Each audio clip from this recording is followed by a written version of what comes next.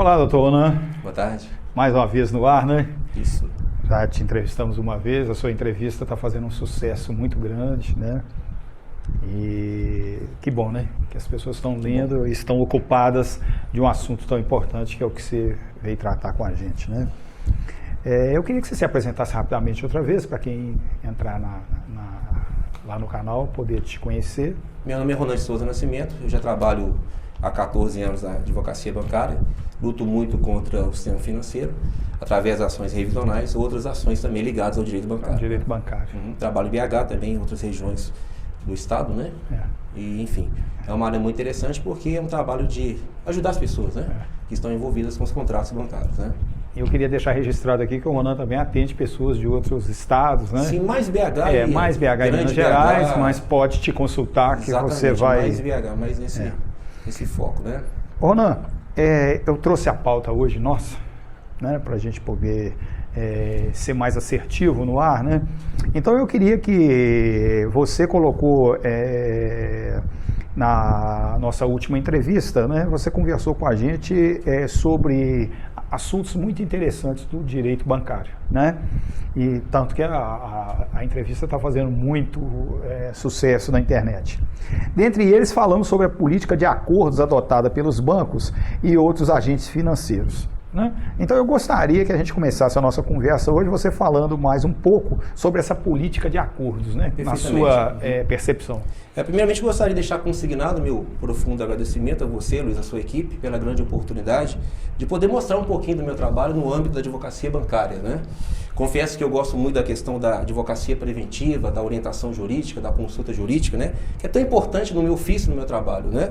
E é axiomático que essa questão da advocacia preventiva será muito bem aproveitada nesse canal, nesse veículo, né?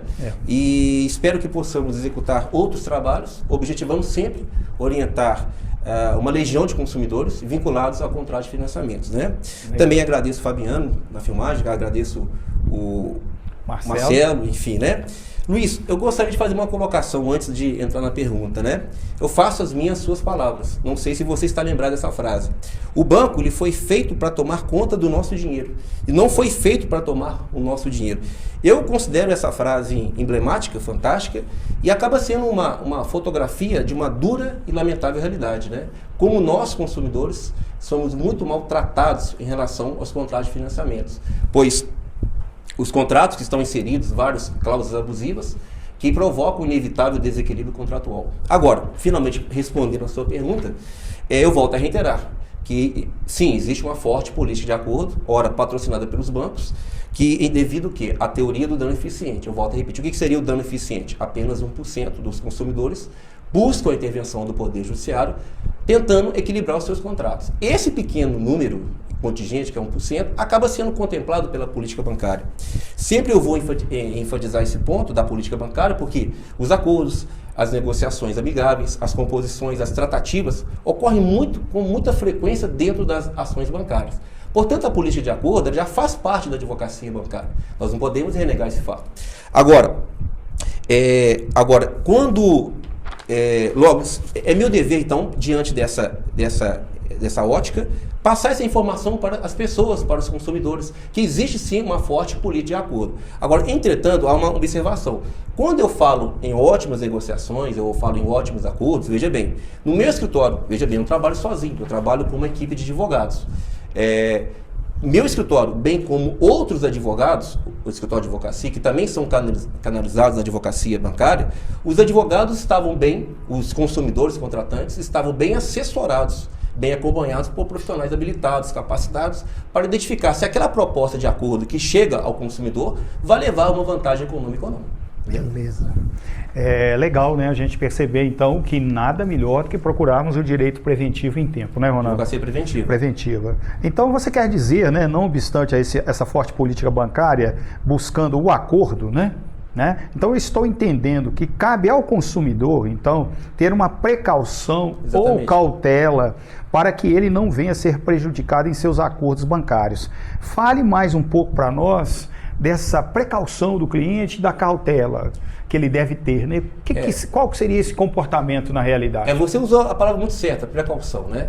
Bom, o consumidor quer levantar uma seguinte observação. O consumidor que pretende negociar sua dívida, correlacionado ao contrato de financiamento, um débito bancário, ele sem o apoio, sem a intervenção, sem a interferência de um advogado, ou um advogado que assumiu o problema jurídico do consumidor, é fundamental, é substancial que ambos tenham uma certa maldade, uma certa malícia na hora de negociar a dívida. Quando eu falo uma certa maldade, uma certa malícia, eu vou citar um exemplo que acontece todo dia, que acontece day by day, todo dia. Chega o departamento do banco, departamento jurídico ou de cobrança, Joaquim, você está devendo ao banco a importância de 100 mil reais, ok? Mas o banco está oferecendo a você, Joaquim, uma proposta de acordo. E qual seria essa proposta de acordo? É a redução dessa dívida de 100 mil reais para 20 mil reais. Bom, ao primeiro golpe de vista, um ótimo acordo, um baita acordo. Joaquim fica muito feliz, não é? 100 mil para 20 mil reais. Mas, Luiz, dependendo da situação, essa proposta de acordo não vai representar, não vai significar, não vai traduzir um bom acordo. Pois dependendo da situação, veja bem, somando o valor que Joaquim já tinha repassado para o banco, já tinha amortizado a sua dívida, mas o valor que o banco está oferecendo para matar aquela dívida, você poderá chegar a uma equação cuja equação não vai traduzir um ótimo acordo. Então eu volto a reforçar. É mistério que advogado, consumidores estejam bem informados em relação ao histórico da dívida. E procurar, na realidade, um advogado que conheça realmente daquele âmbito, né? Que é o direito bancário. Então eu volto a repetir, é necessário, portanto, uma certa maldade, pois na hora que chegar a proposta de acordo oferecida pelo departamento de cobrança ou o departamento jurídico do banco, o advogado possa ter uma certa avaliação, um discernimento, uma convicção se aquele acordo, de fato, vai proporcionar o quê? Uma vantagem econômica para o consumidor, um proveito econômico para o consumidor, uma economia, ou haverá o abatimento, a redução do saldo devedor, correto? Entendi. Caminhando para a nossa terceira pergunta, Ronan, nós já estamos andando para um lugar muito legal aqui da nossa conversa.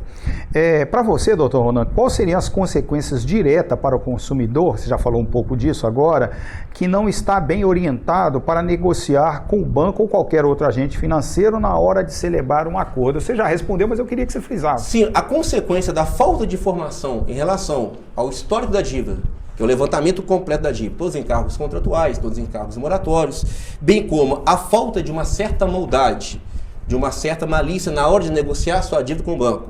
Certamente, o advogado ou consumidor serão vítimas do pseudo bom acordo. Legal. Do falso bom acordo, do fake bom acordo, da chamada, um conceito que eu criei, a pegadinha do bom acordo. Tudo bem que existe uma forte política de acordo, ora patrocinada pelos bancos, que vem favorecendo milhões de consumidores. Que bacana, que ótimo. Mas lá do outro, nós não podemos ser inocentes, ser ingênuos. Também existem os falsos bons acordos, os pseudos bons acordos, a pegadinha do bom acordo. Veja bem, a pegadinha do bom acordo, ao longo do tempo, décadas, anos, vem colecionando vítimas. E quem são as vítimas? São milhões de consumidores que encontram-se totalmente não informados em relação ao histórico das suas respectivas dívidas bancárias. Legal. Você já começou a adentrar, então, na nossa quarta pergunta, né? Eu queria que você falasse mais um pouquinho, tá? Porque você já introduziu esse conceito, né? O que seria, na realidade, falando de uma maneira bem popular, né?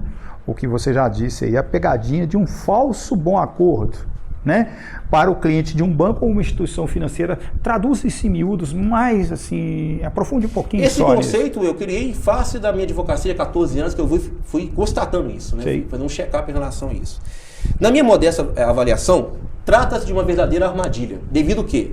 A falta de informação do consumidor ou do advogado em relação a todo o levantamento da dívida, que são os encargos contratuais, os encargos moratórios, se o banco cobrou comissão de permanência. Cobrou juros sobre juros. Exatamente. Se a comissão de permanência foi acumulada com outro encargo e, principalmente, o valor que foi repassado para o banco. Devido a uma orientação jurídica equivocada, não eficiente, não apropriada. O consumidor contratou um advogado, mas o advogado que foi contratado para cuidar do problema jurídico do consumidor, ele não consegue identificar, detectar que aquela proposta de acordo que está sendo ofertada pelo banco está oferecendo uma vantagem econômica para o consumidor. Então, o que seria a pegadinha do bom acordo? É quando o advogado ele pensa, ou então o consumidor ele acha, que está fechando um bom acordo. Excelente acordo. Lê, engano. Na verdade, o consumidor, o advogado, está fechando um péssimo acordo, está selando um terrível acordo. Por quê? Não houve nenhuma vantagem econômica, não houve nenhum proveito econômico, não houve nenhum tipo de economia, ou o consumidor não conseguiu a redução do seu saldo devedor. Muito pelo contrário, ao contrário senso, houve uma alta lucratividade em favor do banco, uma vantagem manifestamente surrealista. Em muitas situações, os consumidores aumentaram seus prejuízos econômicos. Quer dizer, aumentou a dívida. Posso dizer isso? Ele acha que ele fechou um ótimo acordo, mas no fundo ele está selando um péssimo acordo. Então você poderia, doutor Ronan, mostrar para a gente o exemplo de algum cliente que já te procurou depois que ele tinha selado um falso bom acordo? Dá só um exemplo técnico disso. Eu queria, antes dessa pergunta, existe uma fórmula, um macete, que em muitas situações fáticas você consegue visualizar, enxergar essa pegadinha do bom acordo, esse falso acordo. Mesmo sem a confecção, a elaboração de um laudo técnico, você que é engenheiro sabe que o laudo técnico é muito importante no direito, né? Basta analisar simultaneamente, concomitantemente, 3 importantes pontos. São eles, se não vejamos. Primeiro ponto, o valor do capital emprestado. Qual foi o valor que eu peguei como empréstimo?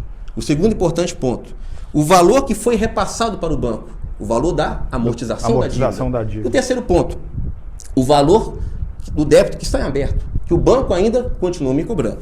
Portanto, a conjunção desses 3 elementos, uma análise conjunta, em muitas situações, você consegue visualizar a pegadinha do bom acordo. Eu peguei 20, eu já paguei o banco 50 mil reais e estou devendo 50 mil reais. Bom, 50 mil reais que eu paguei, mais 50 mil que eu devo, 100 mil reais. Mas peguei 20 mil reais. Há uma diferença de 80 mil reais. Então, há uma situação jurídica não equilibrada. Então, em muitas situações fáticas, você consegue enxergar, avistar a pegadinha do bom acordo, devido um ganho excessivo, demasiado, surrealista em favor do banco, o notório enriquecimento sem causa, o desequilíbrio contratual, sob a moldura de um bom acordo, a maquiagem do bom acordo, que na verdade não passa de um pseudo bom acordo. Interessante. Então, doutor Ronan, eu queria então que você... não, agora, desculpa, eu tenho que fazer a resposta. Um exemplo, não é isso? Pois é. Vamos tomar como exemplo o cheque especial, o cartão de crédito. Eu sempre gosto de mencionar esses contratos bancários, porque quase sempre o consumidor, quando eu falo consumidor, é pessoa física ou pessoa jurídica, quase sempre o consumidor perde totalmente o controle da sua dívida. Fica totalmente perdido. Paga, fica devendo, paga, fica devendo. A dívida é interminável, a dívida é infindável, é como se fosse um ciclo perene. Além disso, como foi colocado na última entrevista, número 1, a carga dos juros remuneratórios, tanto do cheque especial como do cartão de crédito, é pesadíssima, né? Enquanto no cheque especial os juros remuneratórios ou compensatórios oscilam entre 8% a 14% ao mês, já o cheque especial, o cartão de crédito, a carga de juros é 400% ao ano. Então vamos imaginar que uma empresa, no período de 5 anos, usou o cheque especial na importância de 30 mil reais. Portanto, esse foi o capital emprestado. Durante esse mesmo período, a empresa já tinha repassado para o banco a importância de 200 mil reais. Ou seja, 170 mil reais acima do capital emprestado. Ok? A empresa ficou sem condições econômicas de honrar a dívida bancária. Com efeito, a conta foi encerrada, o débito ficou em aberto. O banco, por sua vez, a posteriori 1 ano, após várias tentativas de resgatar o crédito, que na verdade na minha ótica não existe o crédito, pegou 30, pagou 200 mil, o banco ofereceu um acordo. Então o banco jogou a isca, preparou a armadilha. Pois, segundo a contabilidade do banco, em face dos encargos abusivos, dos encargos moratórios, o débito chegou à cifra de 80 mil reais. Luiz, esse 80 mil reais é um valor abstrato, vago, dúbio, porque esse valor ele não vem acompanhado de um cálculo discriminado contendo toda a evolução da dívida. Explicação contábil, né, adequada, né? Assim, então, o dono da empresa, diante daquela, aspas, redução da dívida, e como o dono da empresa está querendo, quanto mais rápido possível, se livrar daquela dívida, limpar seu nome, ele acaba mordendo a isca, acaba caindo na pegadinha do bom acordo, ao anuir com a proposta que foi oferecida pela entidade bancária. Então é o seguinte, agora fazendo aqui uma análise fria, objetiva e direta. Qual foi o capital emprestado? 30 mil reais. Segundo, indaga-se, a pergunta que não quer calar, houve uma alta lucratividade em favor do banco? É lógico que sim. Vamos lembrar daquela forma que eu falei um pouco atrás, né? Você pega capital emprestado, valor amortizado, o valor que ainda o banco está me cobrando. Então vamos jogar esse exemplo nesse caso, né? Essa forma nesse caso. Vamos lá. Capital emprestado, 30 mil reais. Valor já repassado, 200 mil reais. Ou seja, 170 mil reais acima do capital emprestado. Valor que aí no banco está me cobrando? 80 mil reais. Mas como foi um acordo, o banco foi bonzinho, abaixou para 20 mil reais. Nessa exemplificação, como o banco, o dono da empresa, caiu na pegadinha do bom acordo, final da história, ele repassou para o banco 220 mil reais, ou seja, 190 mil reais acima do capital emprestado. Com efeito, houve um faturamento na ordem de 633% acima do capital emprestado em apenas 6 anos. 5 anos foi o período que a empresa usou o cheque especial. E 1 ano foi o período que a empresa ficou em mora. Portanto, Luiz, essa prática abusiva, esse conceito está no Código de Defesa do Consumidor. Prática abusiva, exigir do consumidor vantagem manifestamente excessiva. Eu qualifico, eu denomino como uma pegadinha do bom acordo. Para terminar esse exemplo, o dono da empresa, na sua convicção, ele achou que economizou muito dinheiro, né? 80 menos 20, 60 mil reais. Mas, na verdade, ele repassou para o banco 190 mil reais, ou seja, 633% acima do capital emprestado. Ou seja, estamos diante de uma pegadinha do bom acordo.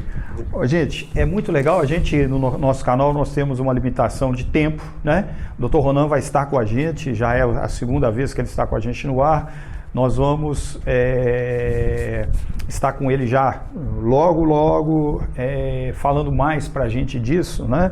Eu queria, Ronan, que você, para a gente ir fechando já o nosso andamento, né? Parece que você já falou de tudo, né? O cliente, então, ele tem que ficar muito atento, ele tem que ter uma consultoria, né? Na sua equipe você tem peritos que fazem os cálculos, verdade, né? Tudo adequadamente, né? É uma pena que o tempo não dá para a gente abordar tudo, né? Porque é até necessário uma outra entrevista, porque eu tenho que falar sobre as causas da pegadinha do bom acordo, as consequências, quais seriam os remédios para que a pessoa não caia na pegadinha do bom acordo. Um dos remédios, eu posso até falar agora, uma das causas que eu acho que as pessoas caem na pegadinha do bom acordo é o seguinte, usando a sua linguagem da engenharia, há 2 alicerces. Primeiro, a ausência da boa-fé. E o segundo alicerce, a ausência da transparência. Vale colocar em relevo que no artigo 4º, inciso 3º da Codificação Federal, encontram-se chancelados 2 importantes princípios. O princípio da boa-fé objetiva e o princípio da transparência.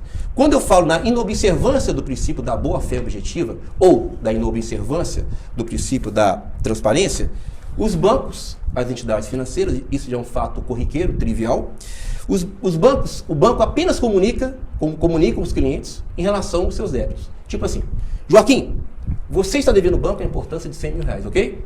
Mas, estrategicamente, o banco não fornece ao Joaquim um cálculo discriminado. Como é que aquele extrato... Contendo os encargos contratuais. O banco, estrategicamente, ele não passa para o Joaquim consumidor uma planilha, o espelho da dívida, contendo os encargos moratórios. Taxa de juros, comissão de permanência, essa comissão de permanência foi acumulada com outro encargo. O banco não fornece ao Joaquim todo o levantamento, todo o histórico da dívida, contendo todos os dados da dívida. Encargos contratuais, encargos moratórios e principalmente o valor que o Joaquim já repassou para o banco. Simplesmente Joaquim, na condição de consumidor, ele é consumidor, ele é apenas informado do seu débito bancário de uma forma muito singela, muito lacônica, ou através de uma missiva, uma notificação extrajudicial, ou através do departamento de cobrança ou jurídico.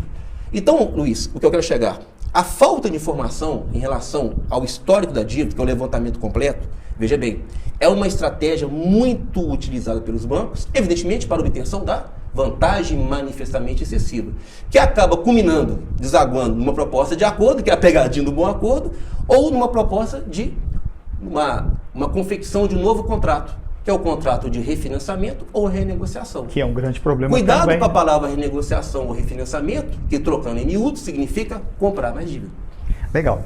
Gente, eu vou pedir ao Ronan para deixar a mensagem final dele para vocês. Esse assunto é inesgotável, né? Eu tenho em off conversado muito com o Dr. Ronan, a gente tem preparado já algumas subsequentes entrevistas sobre o tema, né? Eu queria, Ronan, que você deixasse suas considerações finais para o público, né? Ficou claro para mim, mais uma vez, procure um bom advogado, que tenha bons peritos na área contábil, né, para que você faça realmente uma radiografia da sua dívida, né, para você poder conversar com o banco. E eu queria que você explicasse para o pessoal, nós vamos deixar o seu contato no ar, eu queria que você explicasse para o pessoal como é que o seu escritório funciona inicialmente nisso. Parece que você recebe o pessoal. Sim, eu queria que a gente fechasse, você deixasse essa mensagem para a gente. Primeiramente, eu quero deixar bem claro que essa entrevista precisa de um complemento. Um complemento, nós vamos fazer. Dar o diagnóstico, no caso, quais seriam as medidas para a pessoa não cair. E é um tema muito importante, Luiz, porque há 14 anos trabalhando na advocacia, o que eu reparo, toda semana aparece um cliente que acha que está fazendo um bom acordo. Então, a gente tem que levar isso no ar para que as pessoas possam tomar uma consciência maior, né? Correto? Então é preciso que essa entrevista seja complementada. Com certeza. Com a outra. Já estamos combinados de trazer isso para o nosso público. Eu tenho um grande barato da advocacia, a questão, na minha ótica, não é a questão de fazer uma audiência, que eu acho muito legal, uma defesa oral, redigir uma peça. O que eu acho importante na advocacia também é a orientação jurídica. É você ser o porta-voz da pessoa ali, né? Então eu tenho assim, hoje nós estamos na tecnologia, nós temos esse canal que é maravilhoso, que eu quero participar. Cada vez mais. Mais, com outras informações.